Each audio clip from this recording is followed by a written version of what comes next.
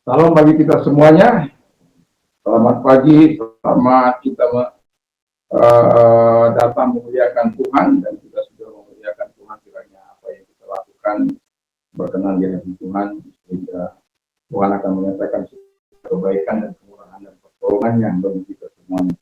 Dan saya juga ingin menyalami kita yang ada di luar. Salam Indonesia, salam Nusantara, dari Sabang sampai Merauke, dari Medan sampai Pulau Rote. Mantala iman kita, mantala kasih kita, mantala pengharapan kita. Tentunya dalam Yesus Kristus yang menjadi selamat kita dan selamat dunia. Jangan katakan bahwa Yesus bukan Tuhan. Jangan katakan pula bahwa Yesus bukan Tuhan. Dia adalah Tuhan. Dia adalah juru selamat. Kalau nggak percaya, kau akan diselamatkan. Kalau tidak percaya, kau akan dihukum. Yohanes 3:6 dan Yohanes 14 ayat yang ke-6, Yesus berkata, akulah jalan dan kebenaran dan hidup. Tiada seorang sampai kepada Allah kalau tidak melalui aku. Jadi kita sampai kepada Allah hanya melalui Yesus. Dan Kisah Rasul 4 ayat 12, Yesus mengatakan, dan keselamatan tidak ada dalam siapapun juga selain dalam Dia, Yesus Kristus.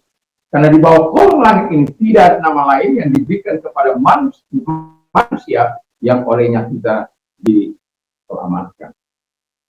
Yohanes 3 ayat 16 berkata, karena begitu besar kasih Allah akan dunia ini, sehingga Ia mengaruniakan anaknya yang tunggal, supaya setiap orang yang percaya kepadanya tidak binasa, melainkan beroleh hidup yang kekal. Saya, saudara, kita semua yang percaya kepadanya tidak akan binasa, melainkan beroleh hidup yang kekal. Kalau engkau percaya, engkau dan istri rumahmu akan diselamatkan, bagaimana firman Allah dalam Kisah Rasul 16 ayat 31. Dan juga dengan hati percaya kau dibenarkan, dengan mulut mengaku kau diselamatkan, dan orang yang percaya tidak akan pernah dipermalukan. Roma 10 ayat 9 sampai 11. Puji nama Tuhan. Semoga kekuatan Tuhan, kekuatan firman, kekuatan Roh Kudus akan menyertai kita, dan juga doa dan harapan saya kita semua tetap dalam firman. Sebelum kita mendengarkan firman Allah, mari kita berdoa. Kami siapkan hati kami, Tuhan, kita yang terbaik, supaya firman-Mu akan bertumbuh, bertunas, berbunga, berbuah, buah lebat, dan kami bermuliakan Engkau. Buahnya buah yang nikmat di hadapan Tuhan, di hadapan sesama. Terima kasih, kami bersyukur, urapi hamba-Mu, urapi kami semuanya, dan urapi juga pada pendengar kami yang ada di luar sana. Dan Tuhan Yesus memberkati kami semuanya, kami bertumbuh dalam iman, kami bertumbuh dalam ketaatan kepada Tuhan. Apapun situasi yang diberikan, kami tahu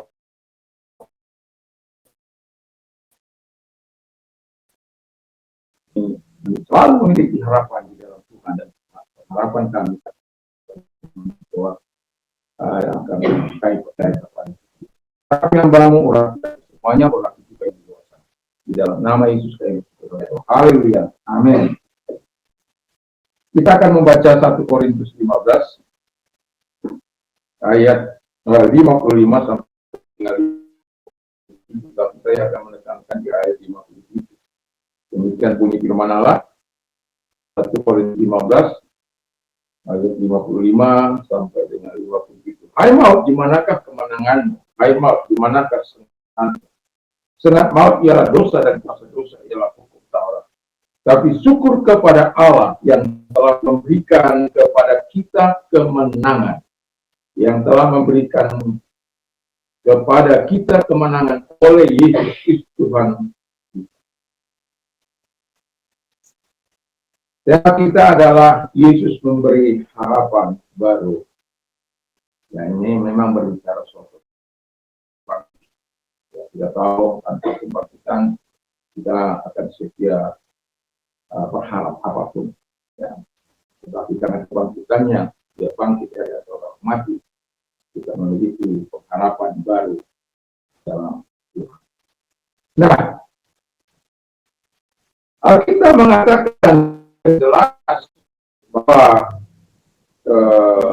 Yesus memberi harapan baru bagi orang yang pertama dikatakan yang hidup dalam. Coba baca ayat di dalam ayat 60 ayat 1 dan 2. Yesaya 60 ayat 1 dan 2. Bangkitlah menjadi terang. Sebab saya makinlah menjadi teranglah, sebab terangmu datang dan kemudian Tuhan terbit atasmu.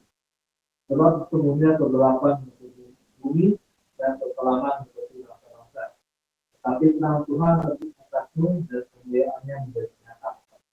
iya, Yesus yang memberikan kita kemenangan dan memberikan kita pengharapan baru dalam Dia, supaya apa? Kita melihat apa yang dikerjakan. Kalau kita melihat latar belakang kehidupan kita dan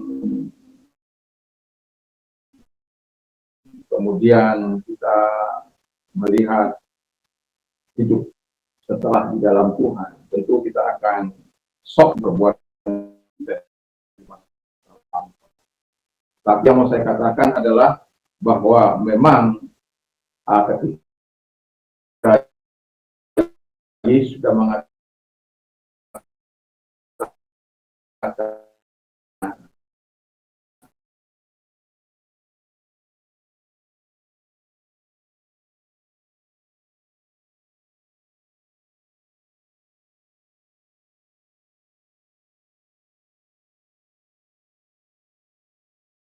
tetapi seringkali melakukan apa yang tidak menyenangkan.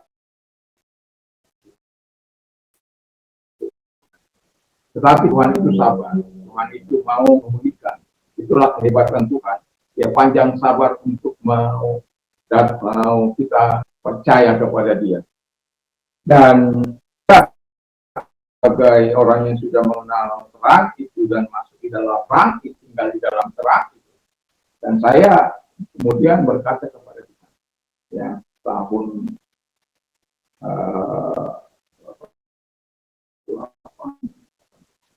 90, ya, jadi 88, 87 saya terima di kemarin itu, kemudian 88 menyerah. Sebenarnya 87 saya menyerahkan diri, tetapi karena pada waktu itu bukan bagian kami yang masuk, tapi akhirnya saya pulang kembali.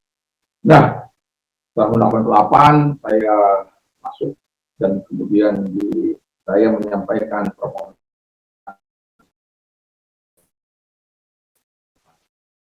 Ada 5 saya Tuhan di bawah saya.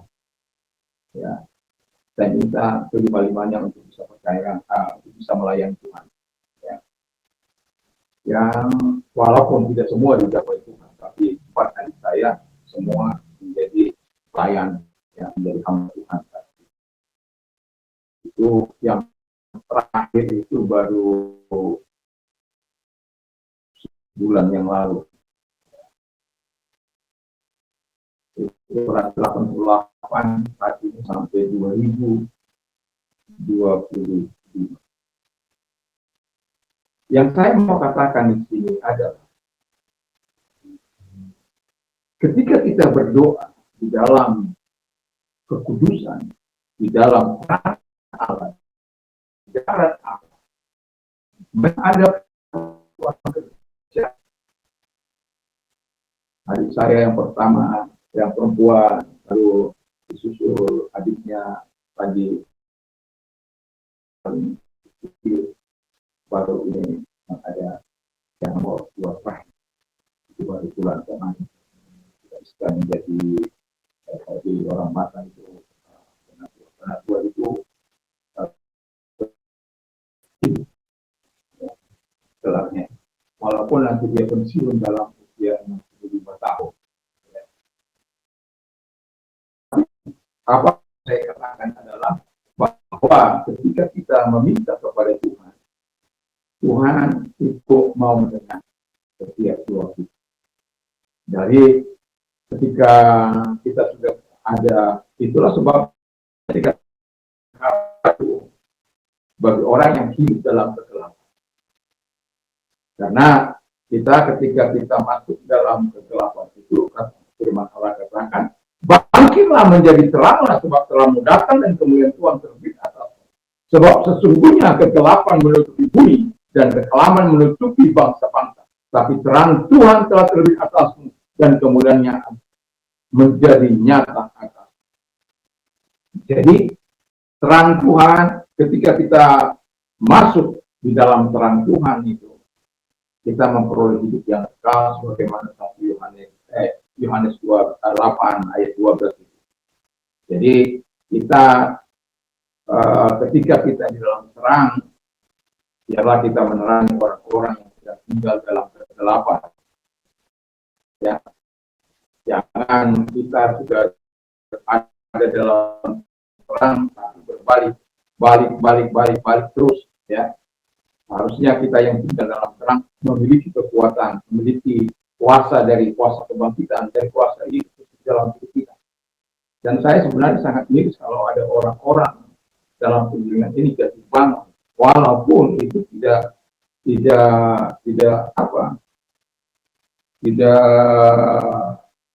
dipungkiri dari setiap kehidupan manusia ada sisi gelapnya. Tetapi yang mau saya katakan, kalau kita betul-betul hidup di dalam terang itu, kegelapan itu akan hancur dengan sendirinya, akan keluar dari hidup kita, asal kita betul-betul tinggal di dalam terang. Karena Yesus tidak akan mengabaikan setiap orang-orang yang mau datang kepada Dia. Bayangkan saja kalau orang-orang yang ada itu mau datang kepada Tuhan, mau percaya kepada Yesus. Saya katakan kepada dalam sambutan saya dalam acara hingga tugas salah seorang teman saya, Pak mungkin Kemaluk dari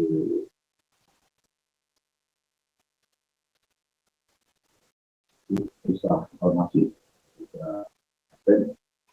saya mengatakan kita kerjakan kita untuk membawa orang-orang yang ada di dalam Yesus tidak pernah berkata bahwa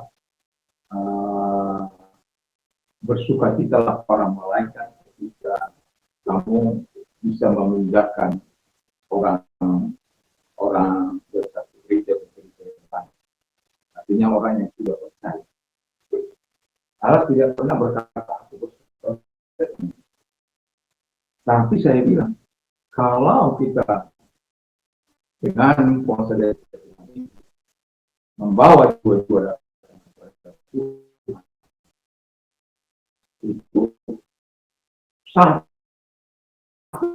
para malaikat, dan itu sebabnya kita harus fokus. Saya apa? Tapi kalau dia dari orang yang sudah percaya, itu biasanya saya mengatakan ya baliklah kepada tempatnya. Setiap kali dia nggak mau, lalu dia mau istilahnya dilakukan, ya saya harus ngomong kepada gembalanya. Dia kalau dia setuju, ya saya akan katakan kepada gembalanya. Dan saya telepon gembalanya. Dan kalau dia tidak setuju, ya lebih baik jangan buat kami para hamba Tuhan untuk bertengkar. Ya, hati-hati satu dengan yang lain. Itu domba itu Tuhan. Tapi hargailah tangisan seorang hamba Tuhan. Saya seorang hamba Tuhan. Dan dari pagi ini saya tidak sempat untuk doa. Tetapi saya akan lakukan sore itu akan berdoa keliling. Ya saya katakan minimal 1 kali dalam. Jadi pagi-pagi sekali karena tadi terlalu banyak sekian. Akhirnya sudah saya mengikuti. Jadi saya Tuhan. Karena saya juga terlambat bangun. Karena tadi malam juga saya dengan keluarga lagi bincang-bincang, ya, sampai jam 2 itu, atau 1 jam 2. Jadi Jadi saya masih belum langsung mau tidur. Jadi ada tambah jam 5 itu saya bangun biasa dengan tubuh jam 4 itu biasa saya bangun. Nah, tapi badan saya rasanya nggak mengizinkan saya langsung bisa mengerjakan itu. Ya, akhirnya saya tidur lagi jam 5, saya sudah merasakan tubuh saya berdoa dulu. Akhirnya biasanya kalau sudah jam 5 itu saya sudah lebih ya, jam 5 kurang itu saya sudah lebih.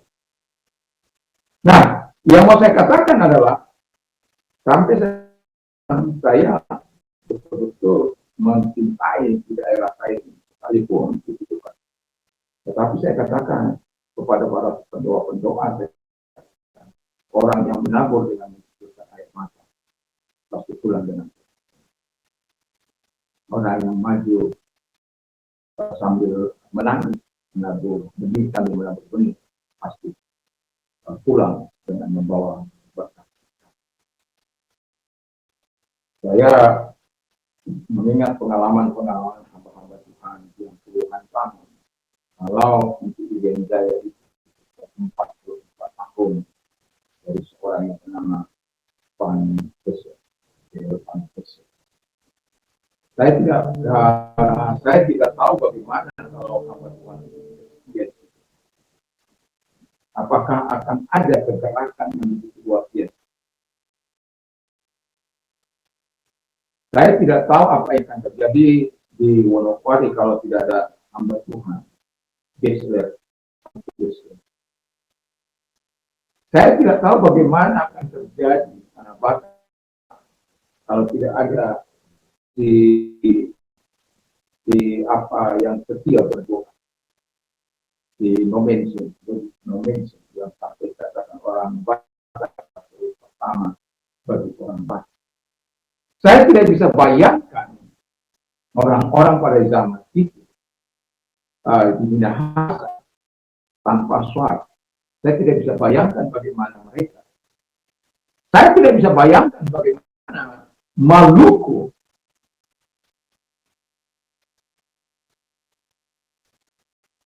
tanpa Yusuf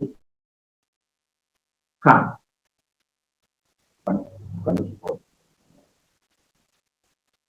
Saya tidak bisa bayangkan bagaimana Jawa Timur tanpa Kulit dan Kalimantan dan lain sebagainya. Orang-orang yang tinggal dalam kegelapan itu.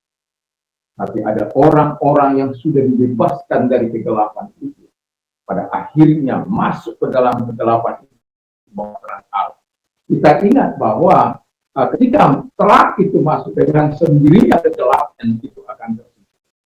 Suka atau tidak suka, mau atau tidak mau, kegelapan sekecil apapun terang itu, kegelapan ada. Itu sebabnya Tuhan katakan kepada kita melalui saya ini, sebab dikatakan, tetapi terang Tuhan dari atas dan kemudian menjadi nyata. Dan biarlah itu menjadi nyata karena apa yang dilakukan oleh Tuhan kepada kita.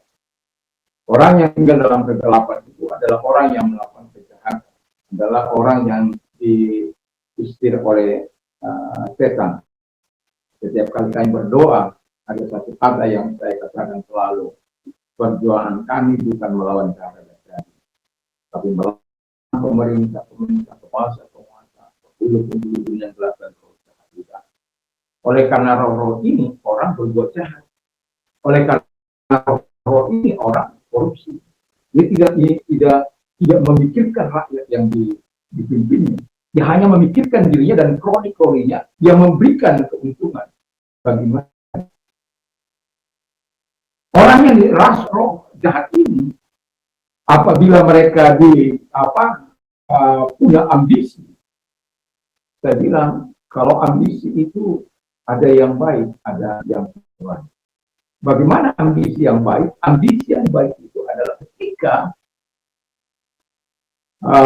ambisi itu dikompakan dengan aplikasi, belas kasihan Tuhan, api kesejahteraan Tuhan dan integritas, itu akan membawa dampak yang sangat luar biasa.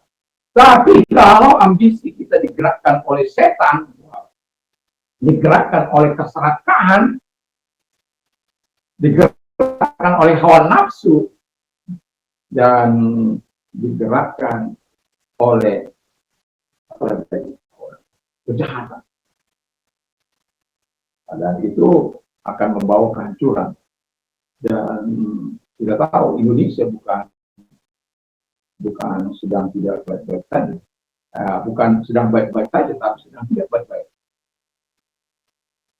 Saya sering katakan ini kepada teman-teman saya supaya bertumbuh roh keserakahan yang digerakkan oleh setan ini membuat orang tidak mengasihi, tidak mempedulikan orang lain, hanya mempedulikan dirinya sendiri. Padahal hartanya itu tidak bisa dibawa mati. Dan nanti harta itu akan menghancurkan keluarganya sendiri. Paling 3 generasi. Itu kalau bisa.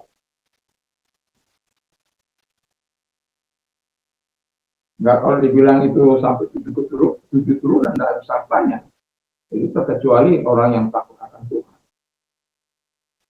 Ya, orang yang betul-betul berjasa. Nah, jadi itu yang saya katakan kepada sahabat-sahabat saya supaya mari kita terus berdoa supaya yang hadir di diri kita ini ada roh belas kasihan, roh kasih, roh kepedulian untuk mereka-mereka yang dipimpin. Dan kita tahu setiap hari kita hampir mendengar kabar korupsi yang begitu luar biasa. Hampir di setiap provinsi, termasuk di provinsi kita ini, sudah kita lihat mantan-mantan pejabat pun dimasukkan ke dalam penjara karena mungkin saat mereka melakukan tugas mereka melakukan apa yang tidak baik. Dan kita harus berdoa. Dan ini perjuangan kita bukan melawan mereka, melawan setan yang menggerakkan hati mereka sehingga jahat.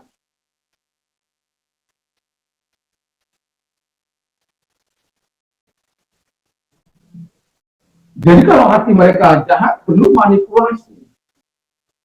Manipulasi itu kan demi kepentingan diri sendiri, merugikan orang lain. Ada perlu kita memiliki motivasi yang baik melihat bangsa ini. Saya sangat setuju ya bahwa Indonesia itu menuju Indonesia emas. Saya sangat setuju.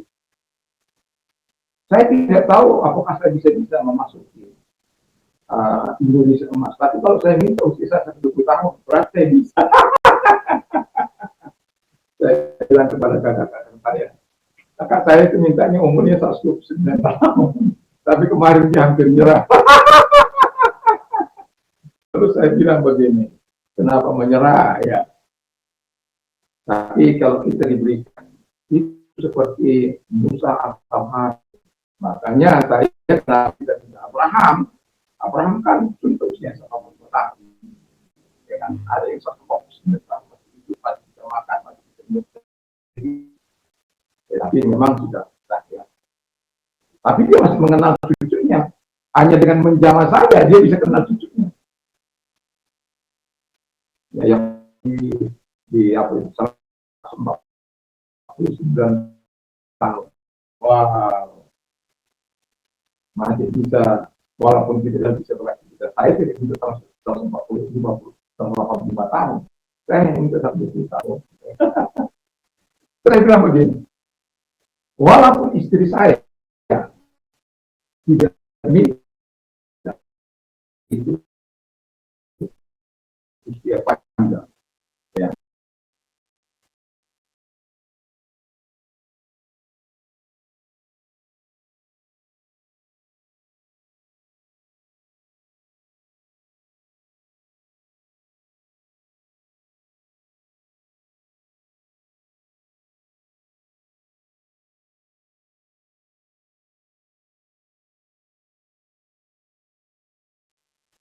Nah, soal permintaan itu Tuhan yang melakukan. Tetapi saya mau katakan 40 berapa tahun dari 88 ke 2025 itu ada 40 tahun, ya, hampir 40 tahun. bertuhan dengan semua yang di bawah saya menjadi pelayan Tuhan. Karena yang satu tidak peduli sama Tuhan. Walaupun seringkali saya melalui namanya, ya, Moses, Musa namanya. Kamu orang hebat, tapi dia tidak tertarik sebagai namanya untuk membawa kepada karunia. Nah, yang kedua kata firman Allah, yang hidup merasa kecewa. Jadi Yesus memberi harapan baru kepada orang-orang yang hidup merasa kecewa. Coba titik Roma 5 ayat 5.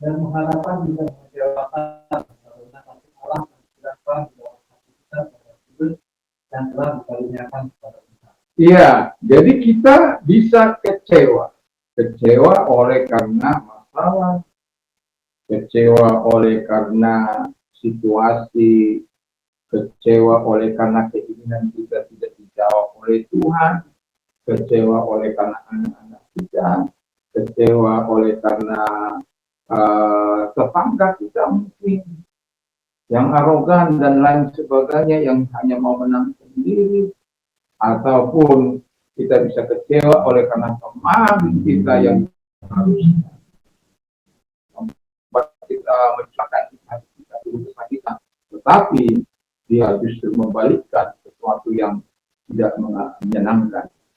Sama seperti saya cerita kepada rekan pelayanan di masa lampau, ya, wakil. Dan saya pikir karena dia sudah wakil, ya, kita lah menjaga sikap gitu ya. Yang sikap kan juga enggak juga apa, ya apa yang dalam hati kita serahkan, tapi bukan di dalam dosa. Nah, jadi ketika saya ceritakan itu justru diputar balik sama dia. Dan itu saya membuat saya kecewa. Pada sahabat-sahabat yang mendukung dulu di tengah pelayan, sempat membuat saya kecewa. Karena apa? Saya berpikir menggunting dalam lipatan. Jadi kalau menggunting dalam lipatan itu sangat menyakitkan. Itu bisa mengecewakan kita. Tapi Alkitab katakan jangan kecewa. Kalau kita kecewa itu dekat menolak Tuhan. Karena kita tidak lagi percaya pada kuasa Tuhan. Kita tidak lagi percaya kepada kekuatan Tuhan yang memulihkan. Kita tidak percaya lagi bahwa Tuhan itu mampu memberikan yang terbaik. Itu sebabnya kita katakan, dan pengharapan tidak mengecewakan, karena kasih karunia Allah telah dicurahkan di dalam hati kita. Jadi kalau kasih karunia Allah dicurahkan dalam hati kita oleh Roh Kudus itu, dan sekaligus dia tinggal dalam hati kita, dia yang membebas, dia yang menolong kita untuk menghapus segala kecewaan. Tapi pertanyaan saya adalah, ketika kita kecewa, apakah kita datang kepada manusia? Seringkali kita mengatakan kecewaan kita di hadapan manusia, bukan di hadapan Tuhan.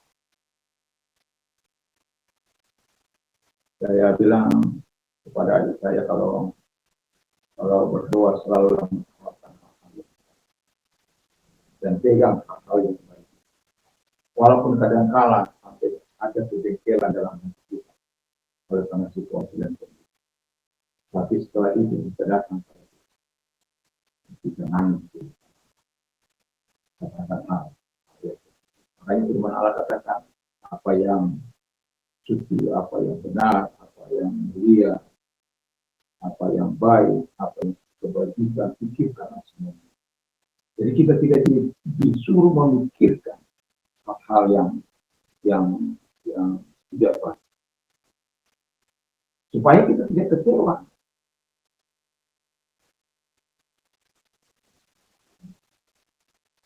Tapi ada satu kisah anak manusia. Baca dulu di ayat Ayub 3 ayat 25. Anak manusia ini yang memikirkan hal-hal yang negatif,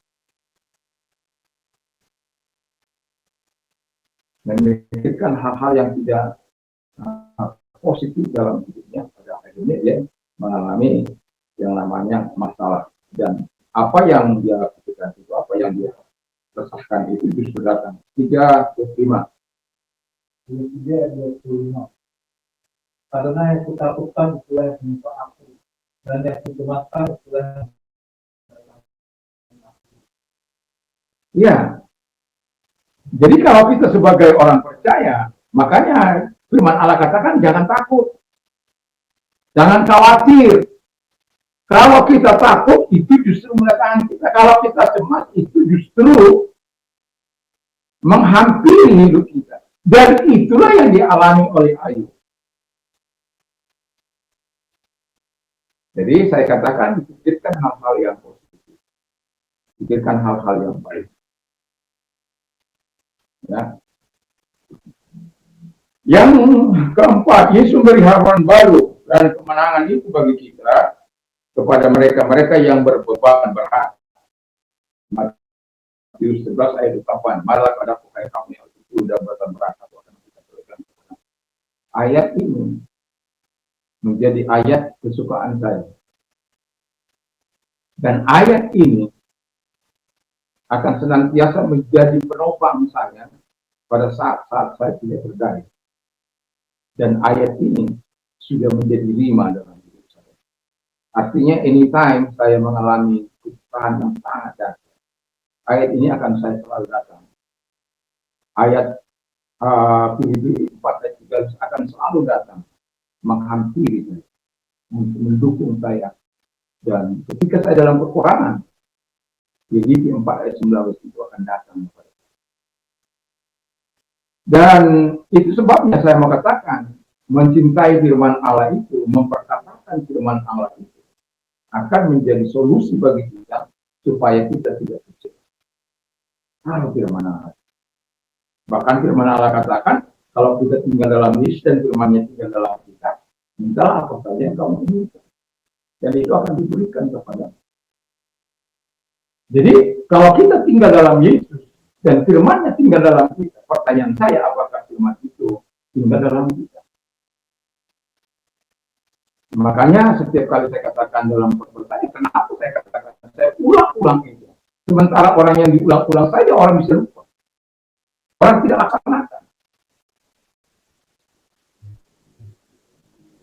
Padahal bukan untuk kepentingan saya, tetapi saya sebagai hamba Tuhan mengingatkan bahwa berdoa itu, membaca firman Allah itu, memperkatakan firman Allah itu. Karena saya hanya berkata-kata, tapi saya hidup menerapkan prinsip-prinsip itu. Sehingga apa yang betul-betul saya lakukan, saya mau dorong itu. Saya memberikan, karena saya merasakan kebaikan Tuhan itu. Lalu memperkatakan firman. Dan saya tidak pernah lelah untuk mengingat itu. Walaupun ingat di sini, lupa, ingat di sini, lari ke sana, lupa di sini, ingat di sana. Tapi yang mau saya bilang adalah ketika kita melakukan itu, ada hal-hal yang ketika Tuhan mengingatkan firman itu, itulah yang saya katakan, yang alami datang, Tuhan katakan yang alami datang, baru yang rohani. Ketika yang rohani itu datang, itu ayat itu tidak akan pernah terlepas. Kenapa? Dia sudah menjadi seperti daging kita, dan menjadi berakar dalam hati kita. Dan ada banyak hal yang firman Allah itu sudah menjadi hikmat dalam hidup saya. Dan itu akan terus menguatkan. Makanya saya katakan, siapa yang tahu akan Tuhan? Kita tidak bisa bersandiwara. Di hadapan istri kita bisa bersandiwara, di hadapan anak-anak kita bersandiwara, di hadapan teman-teman kita bisa bersandiwara. Tapi tidak sekali-kali semua terbuka dan terang di hadapan kita. Dan itu sebabnya tidak perlu pula kita berpura-pura berikan di hadapan kita. Tidak perlu. Kita, makanya firman Allah katakan kita tidak menghakimi. Supaya apa? Ketika masalah datang, orang mengecewakan kita, kita tidak sakit hati, tidak sampai dendam, tidak bisa memaafkan dan memberikan pengampunan bagi mereka. Karena ketika kita memberikan pengampunan bagi mereka, disitulah sebenarnya kekuatan Tuhan yang untuk kita. Dan saya beberapa waktu lalu mengatakan, fitnah harus dibalas dengan perbuatan-perbuatan. Ya. Fitnah harus dibalas dengan perbuatan-perbuatan. Dan itu walaupun beberapa hari kali ini saya bersedih penonton saya, tetapi padahal di situ saat ini saya sangat kencang-kencangnya berdoa untuk Tuhan memberkati pelayanan hidup saya. Ya, tetapi apapun itu, saya bilang saya tidak akan pernah kecewa itu. Satu orang pun itu yang masih mendengar, saya merasa tertidur. Karena apa? Masih ada orang yang mau mendengar, masih ada orang yang mau, ya walaupun kemudian dia meningkat. Karena dua kata walaupun saya karena kemarin ada dua malam, dan kemudian ada pertemuan, tadi sore saya tidur, ya ini akibat menunda. Saya sebenarnya sudah persiapkan korban, anak saya bilang, Pak masih ada korban, ya sudah Pak masih ada. Dan saya sudah siapkan 4 korban untuk hari Jumat itu. Tapi karena anak saya bilang masih ada korbannya, ya misalnya aktif itu masih ternyata satu begitu sibuk, jadi sampai akhirnya. Ya, jadi ketika kita berbeban berat, Tuhan memberikan kita kelebihan. Kalau Anda baca di dalam Yesaya 40 ayat 29, dia memberikan kekuatan kepada yang lemah. Jadi dia juga memberikan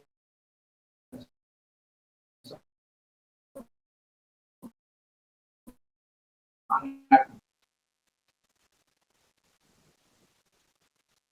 Itu sebabnya Yesus katakan, marilah datang kepadaku. Kalau kita tidak datang, ya bagaimana Tuhan mau memberikan? Kalau kita tidak datang, bagaimana kita mengalami kekuatan? Kalau kita tidak datang kepada dia, bagaimana dia memberikan semangat kepada kita? Nggak ada. Makanya di rumah ini kami meningkatkan jam doa kami pagi, sore menjelang malam itu, dan kemudian mau tidur. Itu dalam rangka apa? Kami sadar doa itu yang dinaikkan dengan sungguh tidak akan pernah kembali. Kalaupun anak-anak saya ini tidak intens, saya berdoa, tapi saya berharap itu akan membekas di hati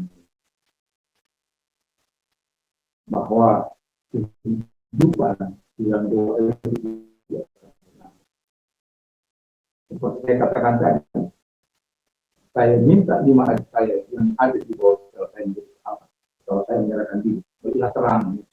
Sampai saya katakan kepada teman saya, kenapa saya ditolak panggilan itu? 2 tahun saya menolak panggilan itu. Teman saya bilang, inilah waktunya.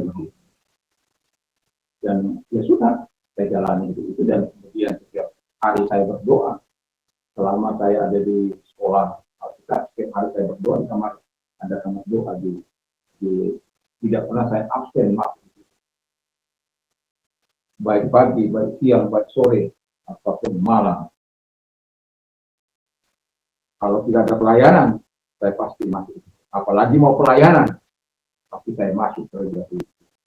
Nah, jadi kita, dan saya sudah banyak mengatakan bahwa ketika kita berbeban berat, salah satu adik saya itu bisa percaya kepada Tuhan Yesus ketika saya sedang mengalami masalah.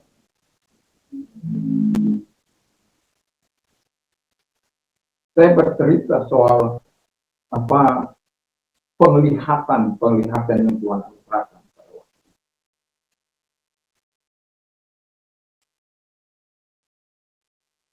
Dan ketika dilihat terjadi, langsung satu kali dia diuji sama saya. Ini makan.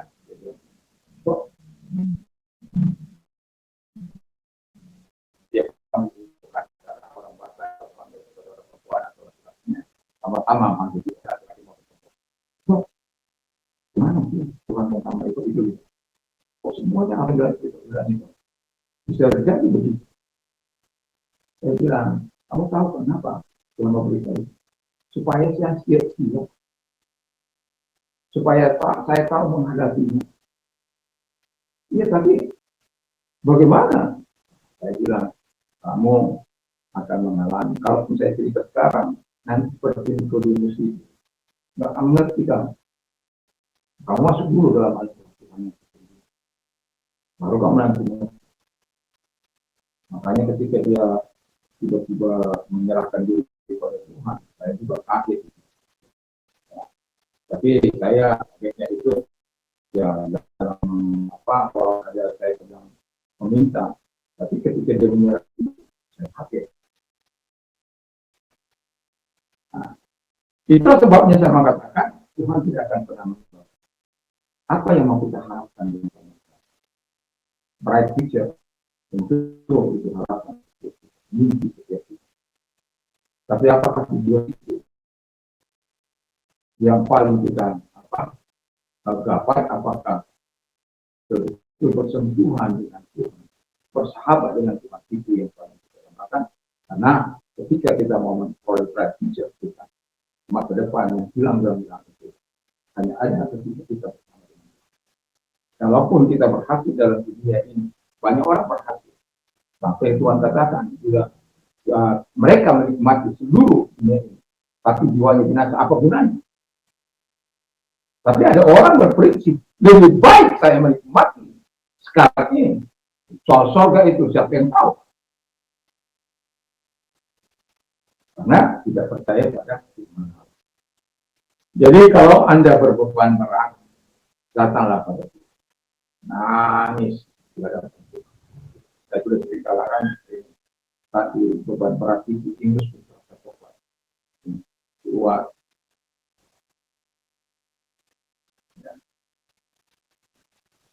Saya memang bukan orang yang terus bisa menangis di hadapan Tuhan.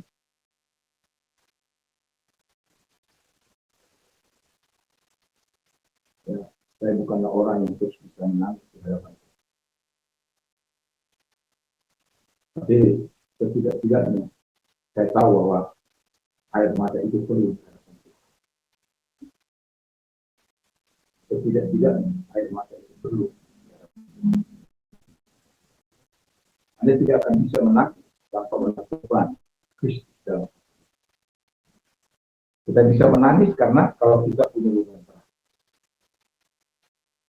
Tapi kalau beban berat oleh karena masalah yang kita buat, itu ya kita harus potong. Tapi kalau beban berat itu datang oleh karena proses yang Tuhan kerjakan dalam diri kita, wah, mungkin kita terseok-seok berjalan. Tapi ketika kita menyadari dan lewat dari proses, kita akan bisa menjadi penolong untuk orang lain. Kenapa Paulus mengatakan banyak masalah? Dikatakan supaya aku bisa menjadi petunjuk, supaya aku bisa menolong mereka. Kalau bagaimana kita mengatakan kita bisa melewati jalan-jalan yang berponak dulu itu sementara kita sedang melewati, kita keluar dari kebenaran. Harus kita tetap ada di situ, baru kita bisa bercerita soal betapa dasarnya Tuhan, betapa hebatnya Tuhan itu. Karena firman Allah katakan sampai masa tua orang benar itu akan terus berbuah dan gemuk untuk apa? Menceritakan perbuatan-perbuatan besar yang dia alaminya dalam hidup. Masa itu maksudnya. Itu luar biasa.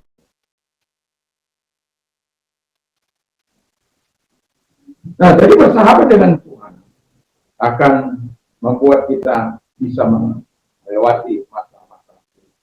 Kita lihat ada banyak orang yang bisa melewati berat yang dialami dan pada akhirnya menyelesaikan dengan cara yang tidak. Ada yang berdiri, ada yang loncat dari situ, ada yang nyemplung ke dalam air, ada yang berikut, ada macam-macam. Karena apa? Sedikit saja kita menutup hati untuk semuanya, maka ini bisa akan yang saat itu sudah tidak ada pilihan kecuali mengakhiri. Kita menyelesaikan akhir dan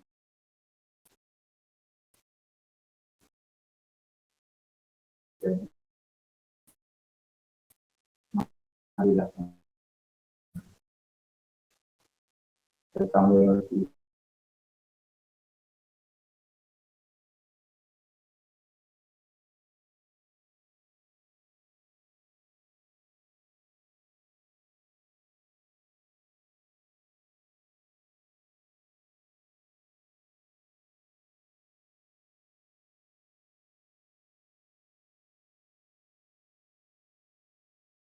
hati putus asa. Dan kalau kita baca bilang 13 bagaimana orang Israel yang awal hati putus asa karena ketika mereka disuruh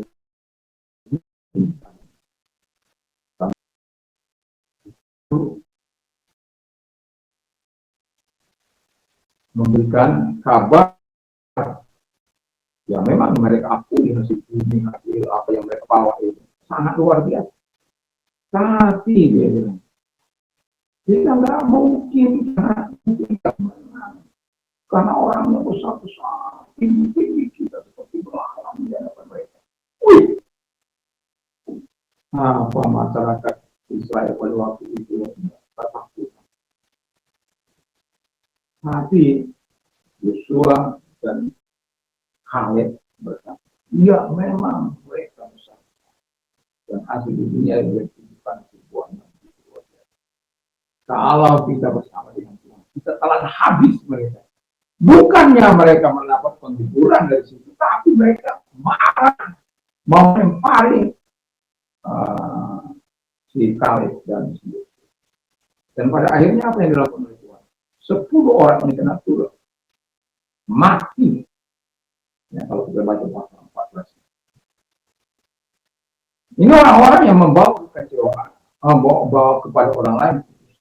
Ada orang-orang seperti ini. Mau saya katakan kepada kita semua, ada orang-orang seperti ini. Makanya saya katakan kepada anak-anak saya, kalau mereka lagi membangkang gitu, jangan gara-gara kamu orang tuamu nggak sampai ke surga sana. Jangan seperti orang Israel bebal. Keras kepala, tegak tengkuk, keras hati. Itu Israel. Kita bukan setelah mengenal Yesus, nggak boleh itu. Bebal, keras hati, keras kepala, tegak tengkuk. Nggak boleh.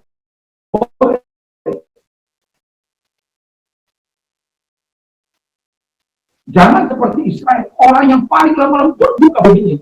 Musa pada akhirnya hanya bisa melihat karena perjanjian. Hanya bisa melihat. Harun harus mati di gunung Hor.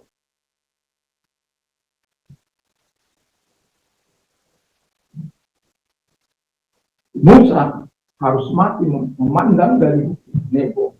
Sudah hampir di perbatasan. Sudah bisa melihat dari gunung Nebo.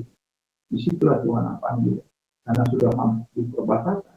Kamu tidak bisa sampai di situ. karena sudah dibilang Tuhan. Saya bilang sama anak saya, jangan sampai kalian bikin.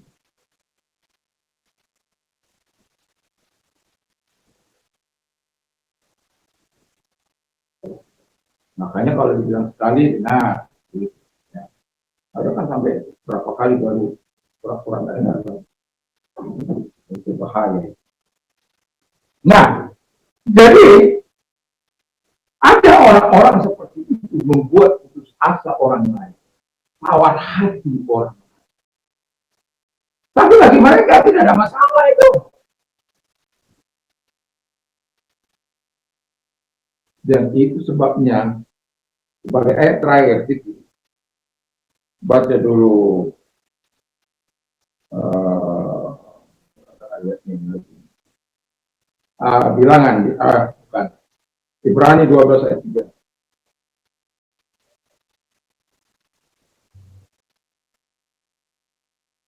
Ayat terakhir. Ingat selalu akan Dia yang pun menanggung segala beban-beban kita. Ingatlah selalu akan Dia yang takut menanggung perasaan yang terhadap itu pada dirinya dari pihak orang-orang berdosa, supaya jangan kamu jadi lemah. Iya. Jadi ada orang-orang yang membuat kita ingin putus asa. Jangankan kita manusia biasa, Yesus pun yang Tuhan itu, yang tidak pernah melakukan dosa itu, yang hidup benar, diperlakukan tidak adil. Jadi siapa kita? Siapa saya? Siapa Anda di hadapan Tuhan? Tapi saya katakan, saya di mata Tuhan. Kita di mata Tuhan yang selalu akan dibela oleh Tuhan. Cuma kata firman Allah, jangan kita sampai lemah dan putus asa. Jangan kita sampai tawar hati seperti orang Israel yang hampir merajam mati Yosua dan Kaleb oleh karena berita positif.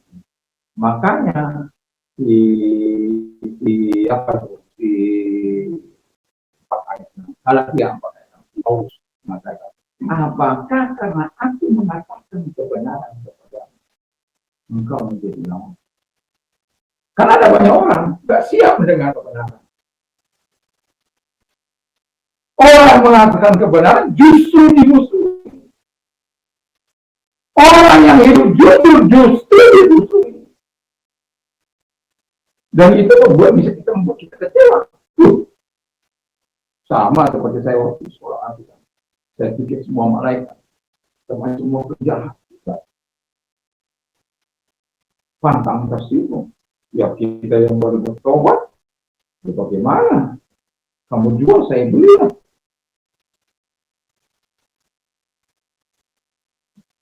Ya, pada akhirnya terjadilah perkelahian.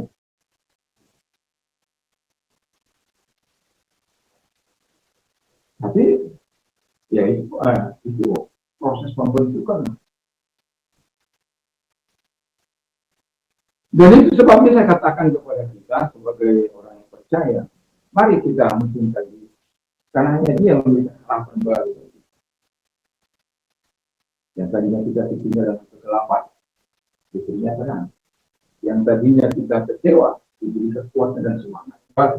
Yang tadinya kita berbuat berat, ya kita diberikan. Ketika kita merasa kecewa, kasih karunia diserahkan dari kita, dan ketika kita berbuat berat, dia memberikan semangat baru, kekuatan baru. Maka kita mau datang kepada dia. Dan ketika kita tawar hati, kita disuruh mengingat dia. Ya, disuruh mengingat dia, bukan mengingat masalah, bukan mengingat kata-kata orang yang menyakiti itu. Ya. Enggak disuruh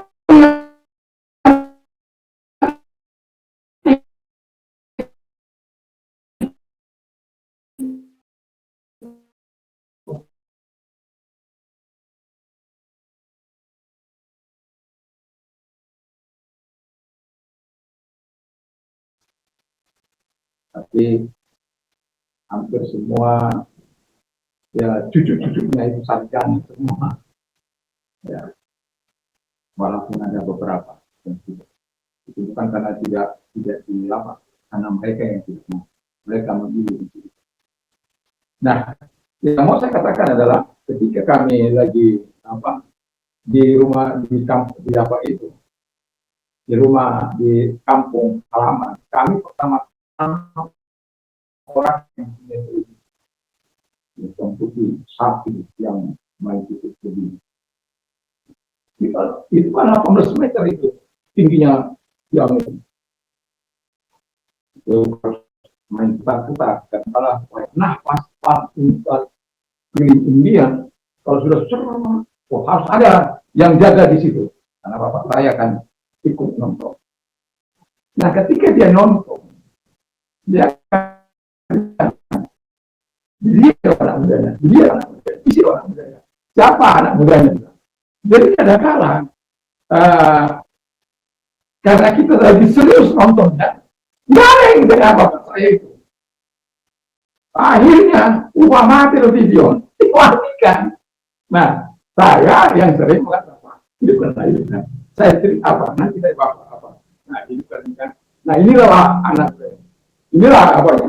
Jadi adik saya itu bilang, ingatlah abang itu bilang saya, kalau ada masalah abang itu yang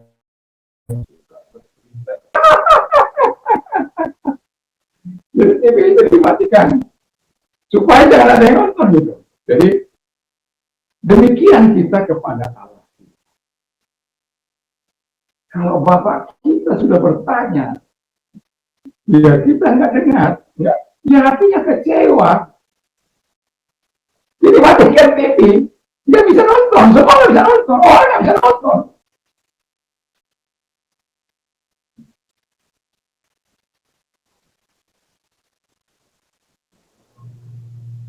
Jadi kita ya akhirnya saya sebagai apa, saya bilang, Bapak itulah, itu kan lah nanti saya apa cerita. Karena tadi saya terlalu serius saya bilang. Nah, udah. Jadi kalau bapak saya sudah ditanya, mana anak muda ini? Itu harus dijawab. Inilah Pak anak muda ini. Ini itu yang perempuan itu pacarnya. Nah ini Pak, ini penjahatnya, ini. Iyo aneh, pantas loh. Kan karena orang wajah-wajah bandit itu kan kelas. Kalau dia anak muda, kalau sudah mau mati anak muda, awal gitu. Bapak saya, ya seperti kita nonton lah gitu ya. Jadi menonton sambil bercerita kepada orang tua itu. Nah, tapi kalau dia sudah mulai tahu jalan alur ceritanya, tapi kalau dia belum tahu, dia akan panik.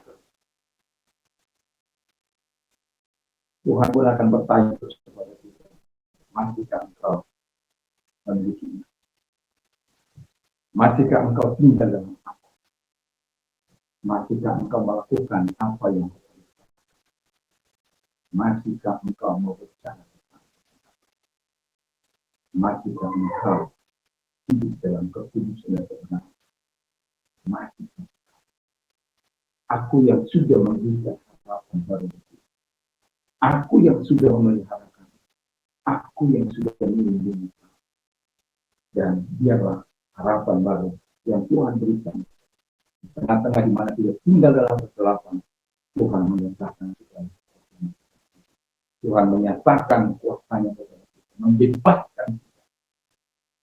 Dan itu sebabnya kita katakan syukur kepada Allah di dalam Tuhan Yesus Kristus yang telah memberikan kemenangan. Jadi kemenangan itu bukan hanya kuasa. Kemenangan itu hanya terjadi oleh Tuhan. Itu sebabnya saya mengatakan, saya tandaskan di ayat 3 tadi bagian terakhir, bahwa ini adalah akan di saat apapun ingatlah, saat bagaimanapun situasi, ingatlah akan dia. datanglah kepada dia, engkau akan mati kekuatan surgawi yang datang. Semoga kita adalah terus orang-orang yang terus memiliki harapan baru di dalam Yesus sampai kita bertemu muka dengan kegelapan, dosa, kejahatan, dan hal-hal yang membuat kita mundur dari Tuhan tidak terjadi dalam hidup kita. Justru kita semakin mantap hubungan kita kepada Tuhan, karena apa yang dikatakan Tuhan, dia betul-betul mengantisipasi semuanya supaya kita tidak terjatuh. Dan kalaupun Tuhan kalaupun kita terjatuh, kita katakan 7 kali orang benar itu jatuh, tidak akan dibiarkan. Biarlah kita orang-orang yang senantiasa ingat akan Tuhan dalam hidup kita, dan ingat akan firman Allah, ingat bahwa Dia bersama kita sampai kita berdoa. Kami sungguh bersyukur, berterima kasih kepada Bapa di surga dalam nama Tuhan Yesus Kristus, karena Engkau Allah yang hidup, Allah yang besar itu, Allah yang dahsyat itu, yang akan terus menyatakan pengharapan bagi kehidupan kami, sehingga setiap kami tidak akan pernah ada yang putus asa, tidak akan pernah ada yang kecewa, walaupun kami berkorban berat, atau seterusnya, walaupun kegelapan sedang menutupi jalan kami, ada terang yang Tuhan kerahkan kepada kami, dan biarkan kami datang kepada terang, sehingga terang Tuhan itu kami bawa untuk menerangi orang-orang juga dalam kegelapan. Kami tahu negeri kami sedang dalam kegelapan terus.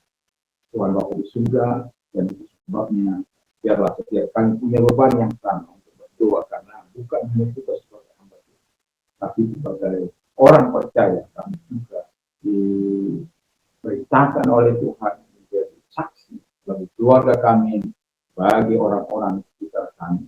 Biarlah Tuhan Bapa di surga, Tuhan menyatakan kasih gereja, kami serahkan dalam tangan Tuhan, dimanapun gereja yang berada di seluruh Indonesia ini, Tuhan memberkati. Bahkan gereja-gereja yang ada di dunia, Tuhan memberkati, sehingga gereja tetap mampu memberikan suara kenabiannya, suara kebenarannya, sehingga gereja Bapa di surga bukan mengikuti dunia ini, tapi dunia lah yang akan mengikuti gereja.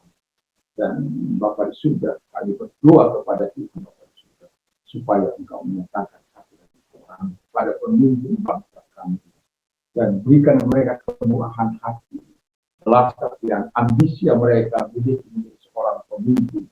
Biarlah ambisi yang betul-betul digerakkan oleh belas kasihan Tuhan, dan juga oleh kebijaksanaan dari Tuhan, dan integritas yang dari Tuhan, sehingga mereka ketika mereka dikobarkan dengan ini Bapa di surga, mereka melakukan hal-hal yang baik, hal-hal yang indah, hal-hal yang membangun masyarakat, seperti apa yang dilakukan oleh Bapak Gubernur Jawa Barat ataupun Bapak Gubernur Papua Tengah, yang rela membiayai anak-anak sekolah dari Papua dan menerbangkannya ke Jakarta dan memberikan mereka fasilitas yang terbaik. Oleh karena ribuannya melihat anak-anak Papua menjadi orang-orang yang bisa meningkatkan IPM mereka dari segi ekonomi, dari segi kesehatan, dari segi kesehatan, ekonomi, dan lain sebagainya Bapak di surga, sehingga mereka betul-betul menikmati apa yang dari kesehatan mereka Bapak di surga, sehingga mereka mengerti dari apa yang mereka kerjakan, karena faktor-faktor ini akan mendukung IPM setiap daerah. Kami juga berdoa bagi provinsi kami supaya diberkati oleh Tuhan.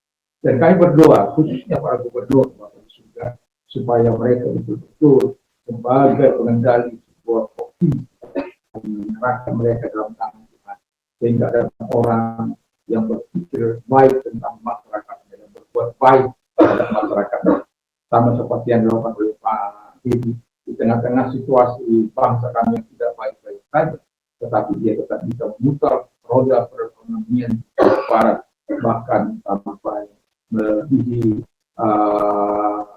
pertumbuhan ekonomi nasional Bapak surga. Dan itu karena ada hal yang dilakukan, bahwa uang tidak boleh mengendap di kas negara, dan uang itu harus diserahkan bagi orang-orang yang berkepentingan atau menggerakkan roda perekonomian dengan menjalankan mungkin atau membuat infrastruktur, dan orang-orang yang bekerja itu perlu mendapat bayaran dan lain sebagainya. Dan itu sebabnya Bapak di surga, Tuhan menolong sehingga para pemimpin kami mampu mendetek juga kebocoran-kebocoran keuangan negara yang dilakukan oleh para pemimpin atau kepala dinas strategi yang serakah, yang kemarut. Dan kami juga memiliki hal yang hampir 241 kasus di NTB ini Bapak di surga, masalah korupsi. Kami menyerahkan kepada Tuhan supaya kasus ini boleh terungkap, dan dari beberapa kasus yang terjadi Tuhan Bapak di surga itu yang masih ditangani Bapak di surga.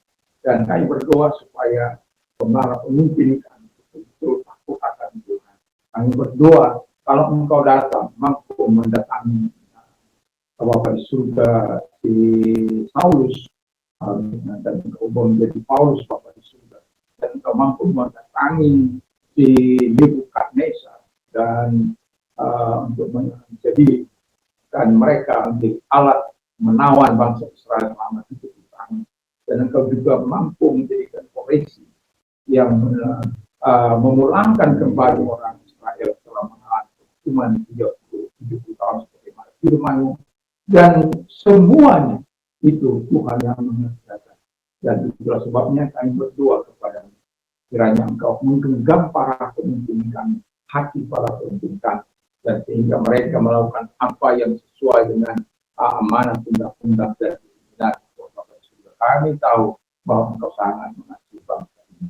Terima kasih Bapak di surga, dan kami juga berdoa kiranya Tuhan memberkati anak-anak Tuhan dengan usaha mereka, pekerjaan mereka, dan juga sekolah mereka. Tuhan menolong, dan juga tetangga kami samping kiri akan diberkati oleh Tuhan, ditolong oleh Tuhan di dalam nama Yesus. Generasi muda kami serahkan dalam tangan Tuhan, sehingga mereka berani berkata kepada kejahatan no, kepada drug no, dan kepada hal-hal yang baik, hal-hal yang positif. Yes, Tuhan Bapak di surga. Terima kasih Bapak di surga. Kami berdoa adalah secara khusus kami berdoa bagi Presiden dan Wakil Presiden. Kalaupun Tuhan Bapak di surga, mereka sedang menghadapi tantangan, dan khususnya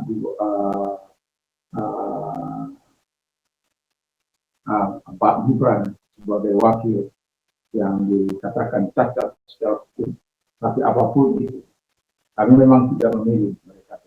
Tapi apapun itu, dia adalah wakil presiden kami, wakil presiden bangsa di Bapak Ibu. Dan kami terus untuk sebagai anak bangsa di masa ini, mereka menjadi pemimpin. Kami harus menghargai hasil dari pemilu itu Tuhan Bapak Ibu. Dan kami juga berdoa sehingga beliau untuk menghadapi semua tekanan-tekanan yang ada, dan kepada presiden kami diberikan kemampuan untuk bertindak berbuat secara tegas hal-hal yang tidak sesuai dengan anak bangsa. Dia bisa mengarahkan orang-orang terdekat, karena dia bisa saja memanggil kalau terjadi masalah-masalah, siapa saja departemen apa yang bermasalah bisa dipanggil para menteri dan lain sebagainya. Tuhan atau aparat Tuhan Bapa di surga, kami berdoa sehingga negeri kami ini bisa menikmati, kami tetap positif dalam berpikir hidup bisa emas. Kalaupun ada banyak orang yang positif, bagaimana mungkin di tengah-tengah banyaknya korupsi Indonesia menjadi Indonesia emas.